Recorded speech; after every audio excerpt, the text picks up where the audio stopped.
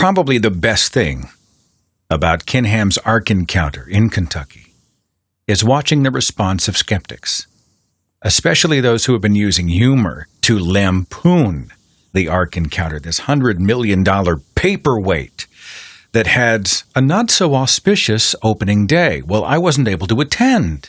And part of that grieves me. Like, I really wish I could have been there because there were protests. There were people there who were sort of educating passersby and potential attendees that, hey, this craziness is happening just a few feet away.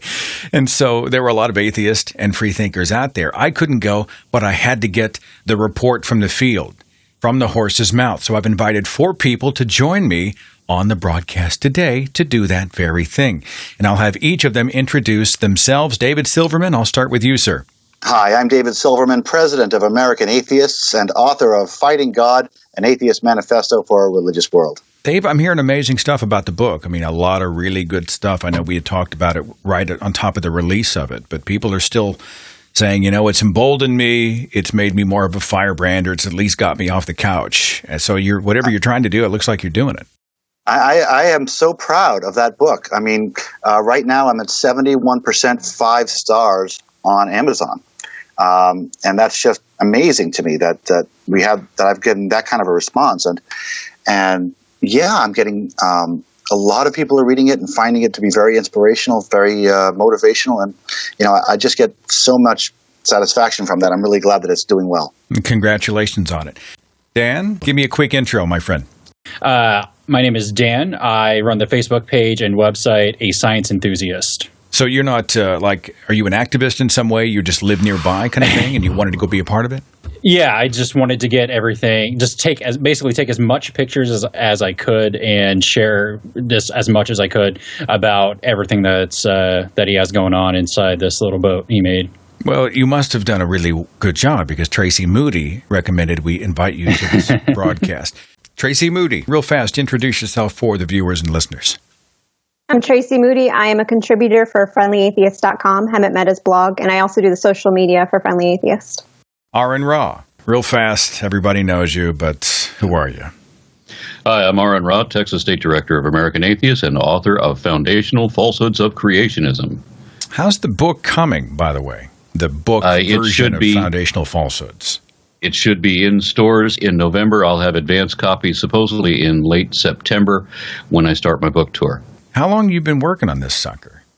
Well, I've been extraordinarily busy. So, I mean, it just hasn't, I haven't been able to donate a lot of time for this. So it's been stretched out over 3 years, but I did finally put it together. I did finally manage to concentrate some hours to it. And I'm really happy with it, too. I have no idea, however, whether it's any good. I like it. But since we haven't gotten to where I've got many reviews yet, I've got some from some Bible scholars, Richard Carrier and Robert Price and David Fitzgerald. They all like it. But I don't know as far as the rest of the book. Now, knowing this community, if there's something wrong with it, they'll find it. You know, take them about 30 seconds. But I also know there's a tremendous amount of enthusiasm and goodwill toward this particular project, especially because so many people enjoyed the video series. But that's not what I'm here to talk about. I want to come back to the Ark Encounter. I have all 4 of you here as part of a conference video call because I want to talk about the opening day and the protest that went along with it. Tracey Moody, I'll let you start us off. The grand opening was supposed to be this huge extravaganza. And what happened? I was actually planning on being there at 7 a.m. It was supposed to open at 9 a.m. Something happened with my car. I ended up riding with the Bill Nye film guys, and I actually didn't get in till noon. But there was nobody there. We were expecting at the protest that there were going to be cars lined up on the exit. And at any time, there were only maybe 2 or 3 cars. So we were like, where's everybody at? So actually, the Bill Nye film had a drone that they flew up over the protest to get a shot of the parking lot. And I'd say it was probably about an 1/8 full at noon.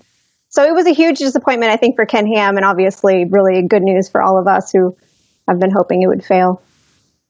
David, what was your impression of the day? I mean, I saw a lot of postings, a lot of tweets from you throughout the day, and I read them with great delight, but sort of synopsize it for me. Well, going off of what Tracey was saying, I was there early in the morning, and we were all expecting the big crowds, and there were no crowds. Even early in the morning for opening times, there was never a line at the exit to get off.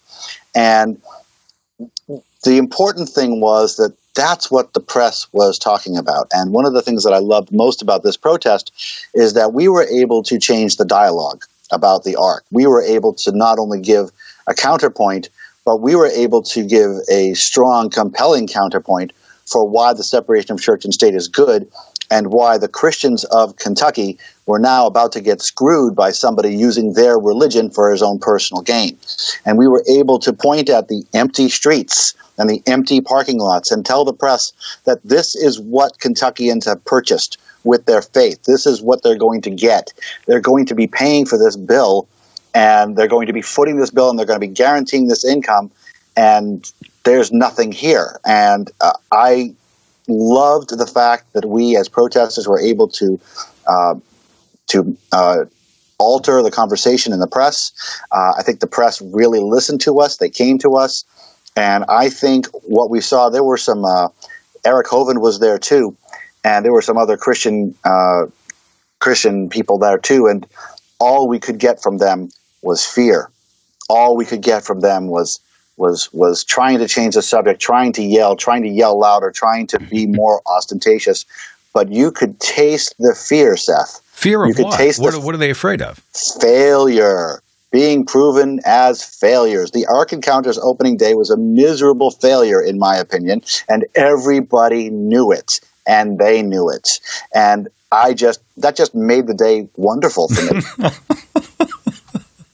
I don't know if it's a financial failure that they're afraid of, though that is certainly inevitable. For there's lots of reasons why this museum in a vaguely boat shape can't possibly succeed. For one thing, it doesn't demonstrate the point. They have 40 species on board, none of which have food or water. There's no kind of reality to this. This boat is in no way anything resemblant to what a barge would have looked like in 2900 BC. There's just no semblance. It's a freaking museum made out of wood, and it's all seemingly plastic, despite that fact. And it's ugly. It's ugly. Museum in quotes. It's a museum. It's not even the same color like throughout. Like we have like the out. If you just look at the front and back, like it looks decent, but then if you look at the middle, it just like already looks like it's rotting almost, or I don't know what's happening. All right, Dan. Well, hang on. Let me camp out with you, Dan, for just a second. I saw the photographs of the dinosaurs. As a science enthusiast, I'm sure this rang true for you, right? You were thinking, well, of course there would be dinosaurs. Right. I was a little disappointed that he didn't include dragons on the boat, because I hadn't done dove deep into creationism before I went there, but I went to the Creation Museum the next day, and so I learned they think there's actually dragons on this boat. Pterodactyls were dragons, yeah. Right, and they were well, in whatever, they had some sort of pterodactyls in like the very first room of the Ark. I have no idea what the hell they actually were, but for some reason, like there's no mention of dragons like anywhere on the Ark. I felt like in general the displays they had set up didn't really offer much information. It was more of just this is what atheists or skeptics think, and they're wrong, we're right. But it didn't actually refute anything. It just says, no, this is what actually happened because God. About the animals they had on board. Ham was pushing the whole idea that once you see the enormity of this place, you're really going to understand how, because that's one of the biggest things atheists have to say about it, is there's no way you could fit two of every kind of animal on this thing. And so he said, once you see the enormity of this place, you're going to understand that. And there were not very many cages there. I mean, the majority of it was mostly exhibits, and there were just large empty spaces. But I expected to see a lot more animals, and there were very few animals on board. Now, Tracey, you photographed a very telling sign, and I'll put a screenshot up and credit to friendlyatheist.com for providing this. It says, if I can convince you that the flood was not real, then I can convince you that heaven and hell are not real. And you know? Yeah. I took my picture next to that sign. You took a photograph with that particular sign, Aron? I did, because as I said, it lowers my standards. Normally, to disprove heaven and hell, I would require a lot more data than simply disproving what has already been disproved. I mean, in the first week, I got to tell you, when I took historical geology as a class in college, I had two instructors who were both Christian, and yet they said on that first day of class, they said, if you believe in a worldwide flood now, you won't by this time next week. Because there's so many different ways to disprove that. And I'm about to do a video series on this. I'm starting to gathering data for it now on how physics disproves a flood, on how geology disproves mythology, archaeology, anthropology, zoology. There's so many different ways to prove not only that the flood couldn't happen, but that we know that it didn't happen. It's not just that it was a miracle. We know it never occurred. This is an important distinction to make. Did any of you see at any time Ken Ham? Yes. Actually, Dan and I ran into each other at Ken Ham, and he had a microphone. He was interviewing individuals who were walking the Ark, and he was going person by person, and he turned and he faced me, and I was doing the Facebook Live for Friendly Atheist. As soon as he turned to me, he goes, "Ugh," and he turned back around. I actually have that on the Facebook Live. I was saying, I made the mistake of standing next to you and actually talking to you, and because he almost asked me a question because he's going around saying, I ruined it for "No, you. it's not your fault. I didn't even think about it," but he knows me.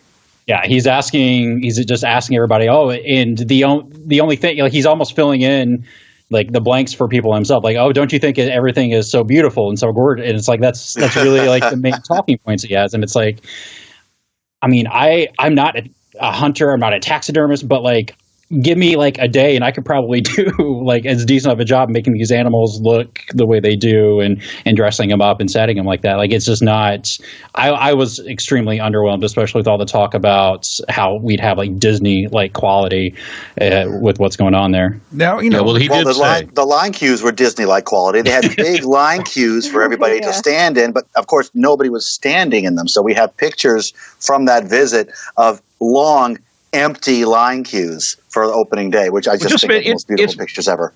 It's sort of a zoo of 40 stuffed animals.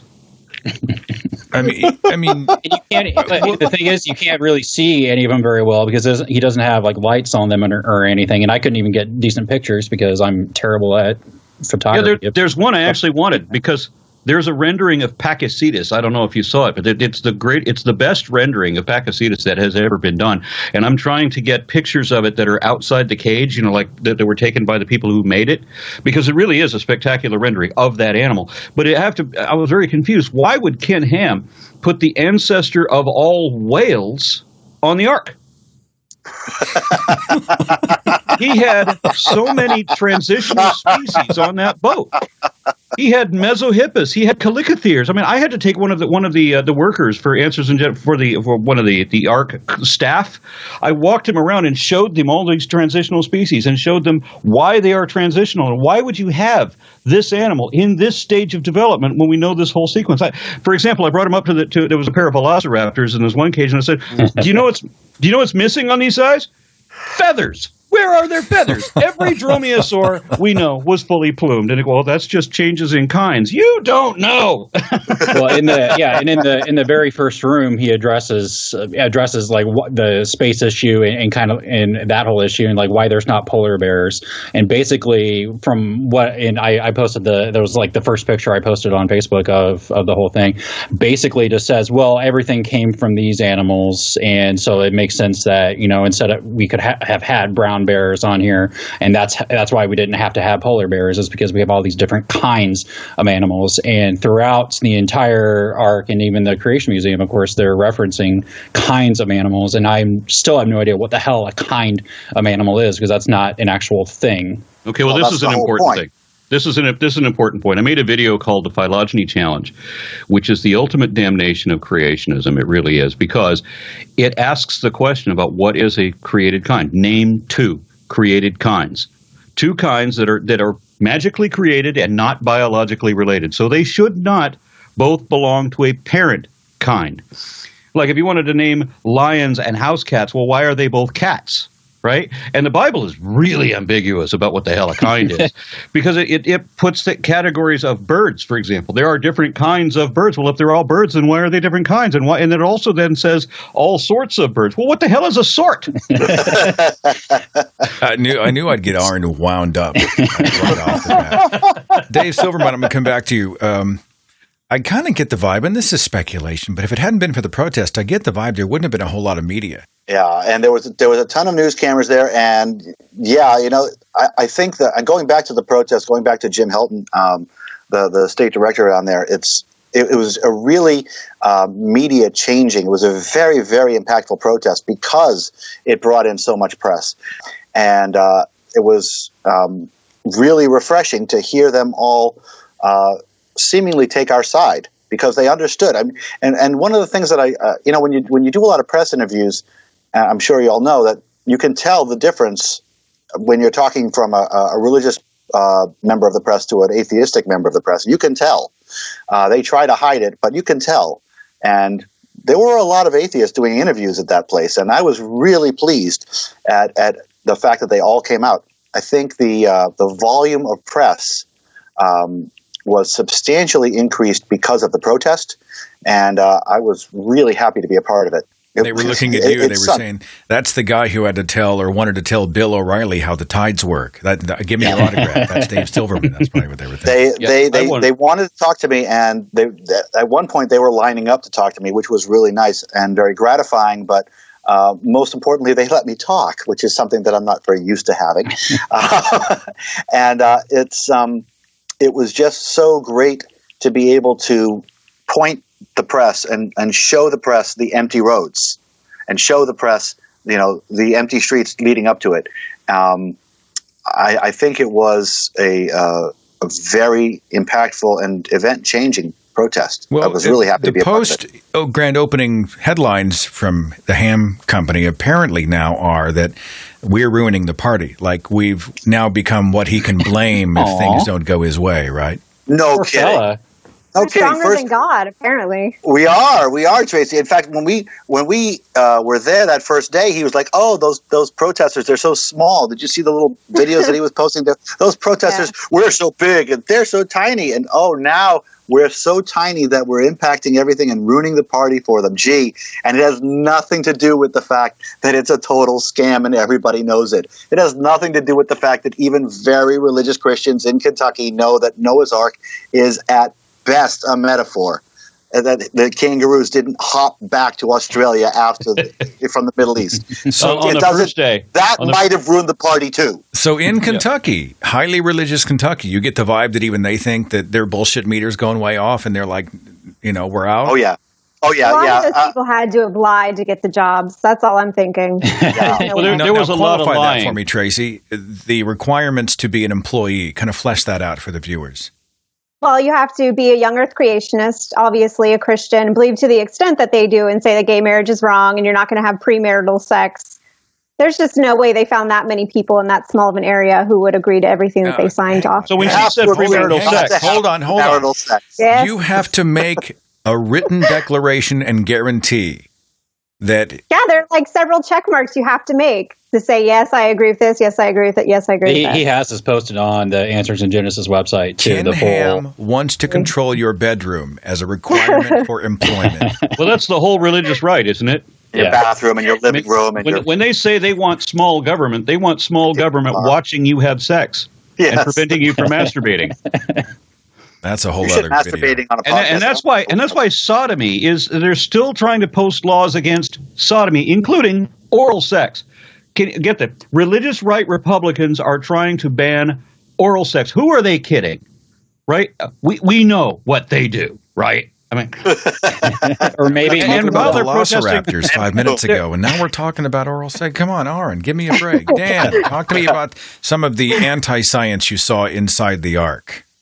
Well, I mean, like I said, like they always talk about kinds, and again, like I saw at least like 8 or 9 different displays talking about this, and I still have no idea like what what they mean by kinds.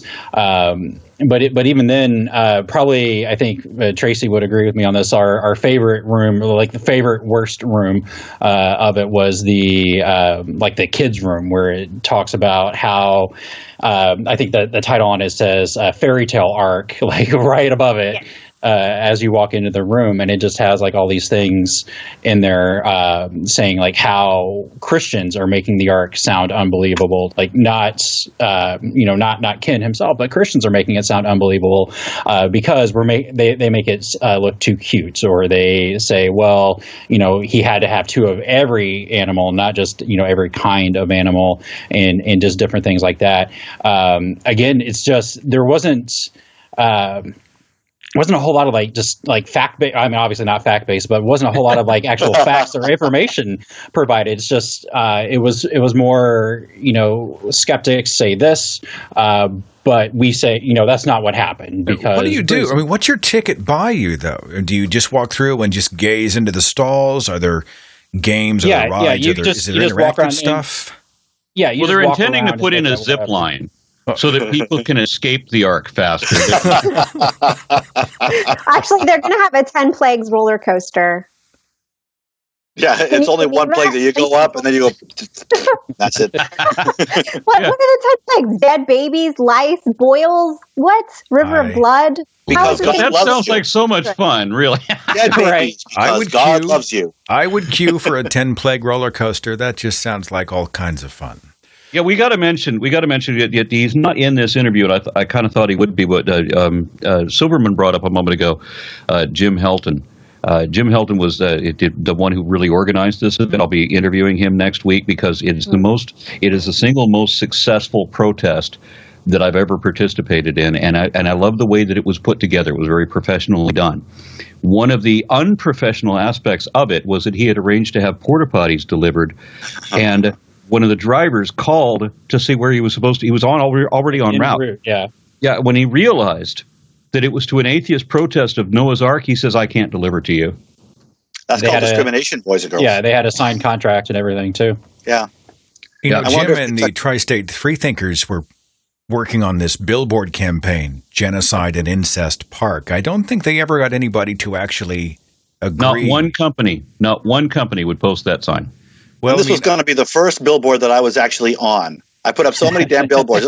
I was actually on this billboard. I've still never seen my face on a billboard. Well, I had talked to Jim about it. We had an interview well before. I've seen my face in a post office. They were taking donations, and they said, "Look, for a certain donation amount, you can actually be among the drowning. We'll actually paint you into the billboard." I'm like, I would totally pay for that, to be a drowning man. Oh yeah, that's my appearance. I'm a drowning person. I look like this.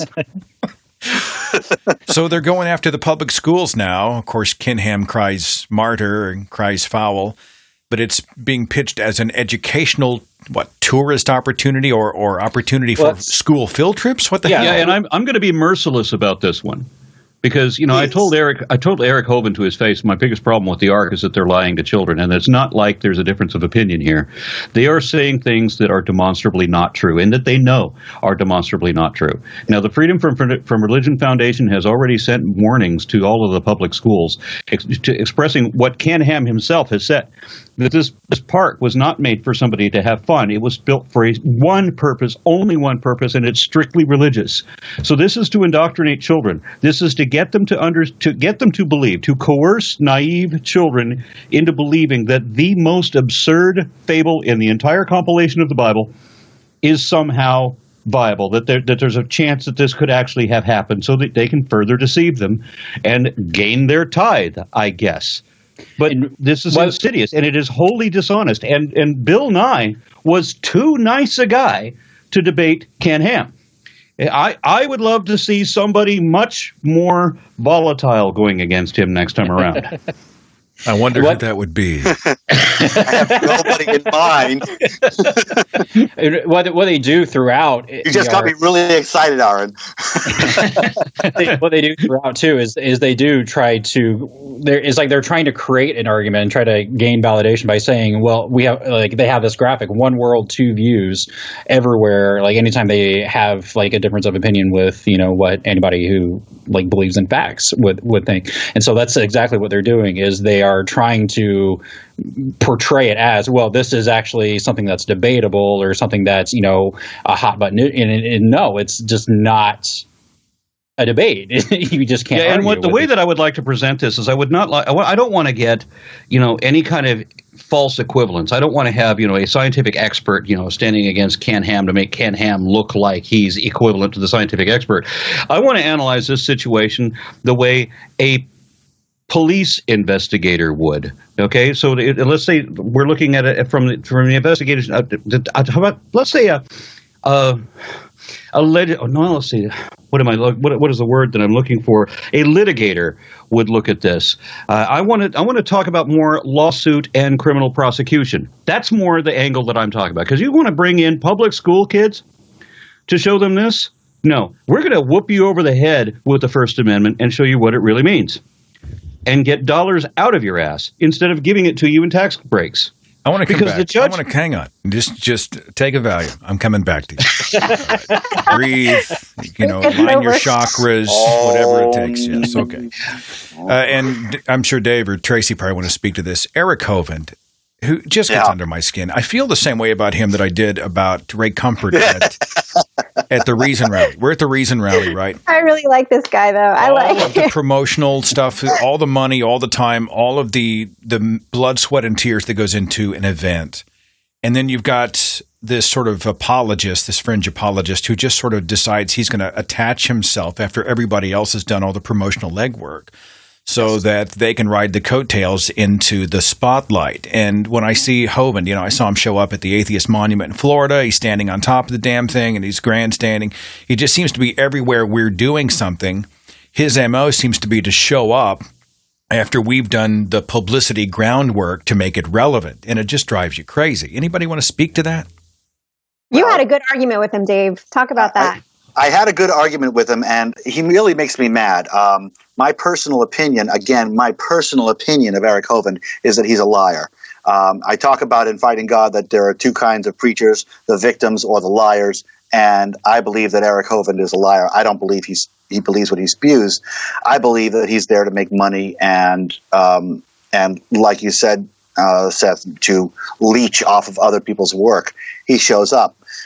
He does provide a benefit to us in that he does bring in the press. When I had the argument that Tracy saw with him, I mean, it was such a very basic level argument, and he was so trapped at one point that he actually asked me if I beat my wife because he wanted to change the subject so badly.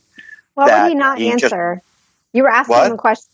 You were asking him if God knew that they were going to eat the fruit, right? And that he would not answer. Yeah, I was talking about. I was going to the argument of that God's foreknowledge trumps free will. That you can't have free will if God knows exactly what you're going to do. And he knew. I mean, he knows the argument. He must know the argument. As soon as I started going there, he started changing the subject, and I came back, and he would change the subject again, and I came back, and there's a video online where you see him changing the subject, not answering, and I'm trying to ask him the same question, and he won't answer it because he knows the answer. In my opinion, because he knows that it's dishonest.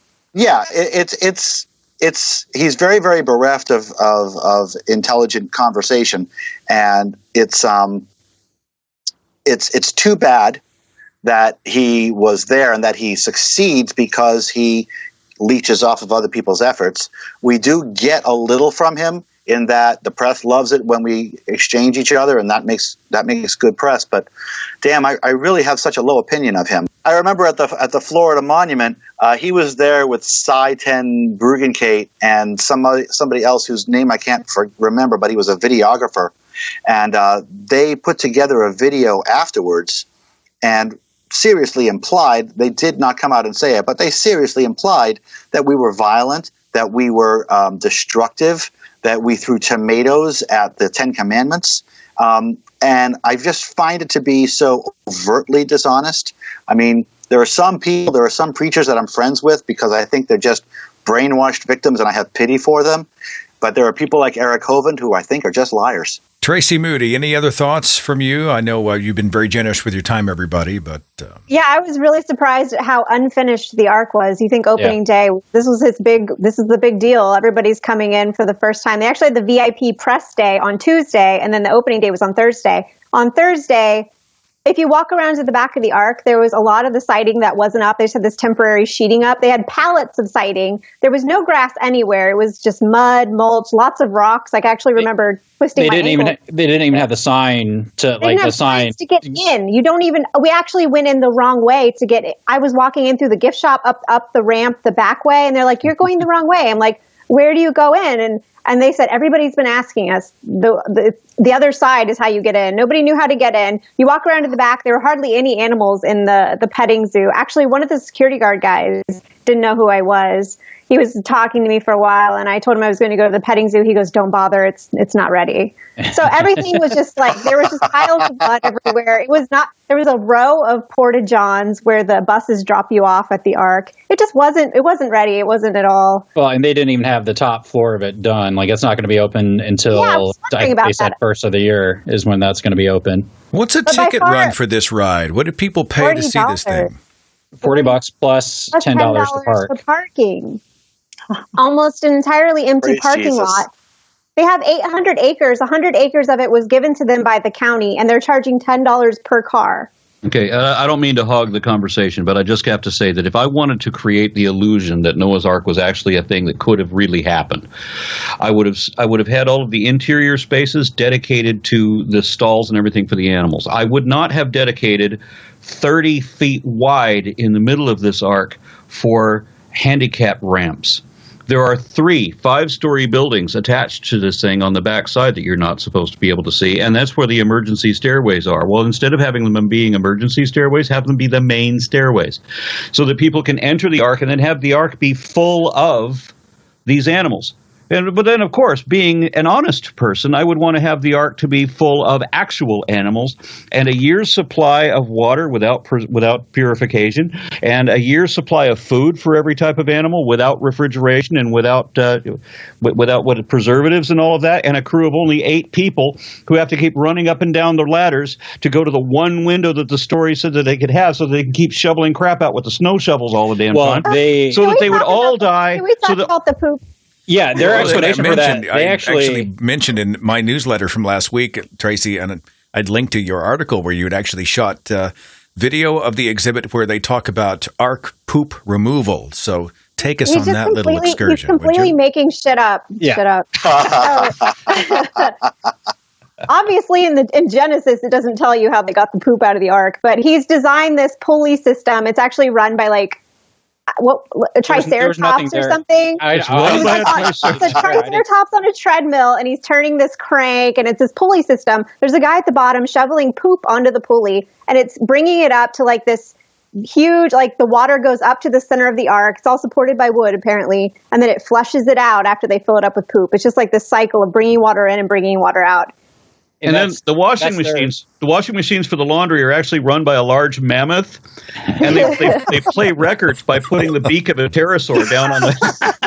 Well, yabba dabba doo. We were doing this song and dance back at the beginning stages of construction when he was bringing in how many dozens upon dozens of workers and hundreds of workers and hundreds of $100 million state-of-the-art production and construction equipment, and it still took him. I mean, the logistics on the face of it alone were worthy of mockery and laughter. The idea that a 600-year-old guy did it with tar and trees is just insane.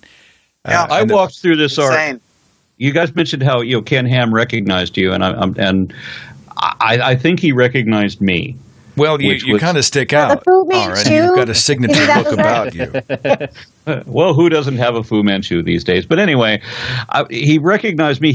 I was walking alongside Ken Ham, and he was busy talking to Bill Nye when he turned and saw me. And I could see kind of a light of horror in his eyes. It was a brilliant thing. To realize that the only reason that they had such a good turnout was because there were atheist protesters, I think that's important too. Let's do a final thought, and you guys can say whatever you want. But I am curious. Let's prognosticate a little bit. Let's estimate. I mean, he's projecting a certain number of attendees. He's projecting a certain amount of revenue. It doesn't look like the numbers are in his favor, even in the short term. It looks like this may become, the Ark may end up being like a big skate park. In 5 years. You guys remember? Anybody have a thought about this? Yeah, you remember National Lampoon's Family Vacation, right? He thought that he was going to build the next Wally World, and what he really built was the world's largest ball of twine. Did you steal the cat from the Ark Encounter? Because I was just curious if maybe he hopped in the car when you're coming back. Anybody else have a projection or prediction? What is the Ark going to be repurposed as? I think it would be a really cool hotel, like a themed hotel. Like they could use all the different cages. Oh, I would do that. Yeah. They would have to work on the air conditioning in it because that was there were some of those side rooms were just absolutely miserable, especially the one where they had the video about how the Ark was ventilated. Like that wasn't ventilated in that area. Now, doesn't the Bible say, though, that the Ark only has like a single window or door? Yep. So everybody would die of methane poisoning within hours. Well, the ventilation came through the same shit evacuation tube, I guess, that they had going up in the middle of the Ark. That was also just like intelligent design with our throat. Dave Silverman, any final thoughts on the Ark Encounter and its future? Anything? I would say that since they're already blaming the atheists for the failures of the Ark, I would have expected that a year or two in, but since they're already jumping to it's all the atheists' fault, I would give it 12 months to 18 months before we start hearing about bankruptcy. And I'm sorry to say, I'm really looking forward to telling the people of Kentucky we told you so. Is there something we ought to be doing, though, guys? Is there something that we need to continue doing? I know we're getting the word out, but if they're going after school kids, if they're sucking up Kentucky tax dollars, it's still something. I mean, the fight ain't over, right? Well, what I'm hoping will happen, I'm hoping that this thing goes belly up like they all say, and that they turn it into a Sodom and Gomorrah cruise ship hotel, to get some more revenue. Or American Atheist West National Headquarters. Yeah, that's what I'm thinking. That's what I'm thinking. I think the news Kentucky National Headquarters. Paying attention. If you were not the national news looking at it, so that's a good thing. If you were Silverman to take that over, concordant with, let's say, a Cincinnati convention, I think that would be brilliantly timed. Well, that's an interesting idea. In fact, it would be actually well timed for the Cincinnati convention. I would only visit the headquarters as Silverman did the beard and the cane and the staff, and he stood out. I would totally do the beard and the cane. Yes. Really, let's end on a point of action. People are thinking, well, all right, it's opened. We were hoping it would not. We were hoping that, those dollars might have been resourced for something like, say, feeding homeless people or, cancer research or something actually useful. But fine, we have this big monstrosity in Kentucky. But the fight isn't over. What do we do now? Anybody? It's going to be a lesson learned. I don't know if you guys have seen the 2013 Creation Museum 990s, but they're only bringing in half as much money as they're spending on that Creation Museum. So I think that's going to be the near future for the Ark. It's going to be awesome. We're going to see so much bankruptcy. We'll have one section of American Atheist headquarters over here, one over there. It'll be just great. It'll be an American Atheist campus. And I would just like to say right now to Ken Ham that yes, American Atheists is interested in talking with you about purchasing the Ark Encounter at a substantially discounted price. That is greater than zero, but not by much. Yeah, maybe you could buy it for what they bought the acreage for, because I understand the state of Kentucky gave them that land for $1. $1. I would make that place much more interesting than an empty box with stuffed animals. Okay, but back to my question. Is there anything we need to be doing now? Or we need to keep our eye on this. The way religion works is that it waits until nobody's paying attention before it does something really insidious, like getting kids in there, like getting more tax dollars, like getting more money because they have to expand. So they need more money, so they have to expand to get profit back. This is the time for us to be harping on it, hawking on this all the time, making sure we're watching it and making sure that we're making a lot of noise until this thing goes belly up. Now, before they did that, when they did the opening, they had the mayor, I think it was Cincinnati, and the governor of Kentucky, and a high school marching band in the Ark as part of their opening. Already, we have some huge violations. Jimmy Carter should not have been in there. He's a private citizen now. He can go. But yeah, he shouldn't have been there for ethical reasons. Honestly, I was wondering about my question is one of acoustics, like a marching band in there. Would that sound amazing? Or I mean, I'm sorry, I just went off on a little bunny trip there. Dan Broadbent, David Silverman, Aron Ra, Tracey Moody, thank you so much for sharing your perspective. Thanks for your great work and activism. Thanks for making a difference. And we will see you guys very, very soon, okay? Thank you, Seth. Appreciate it. Bye, guys.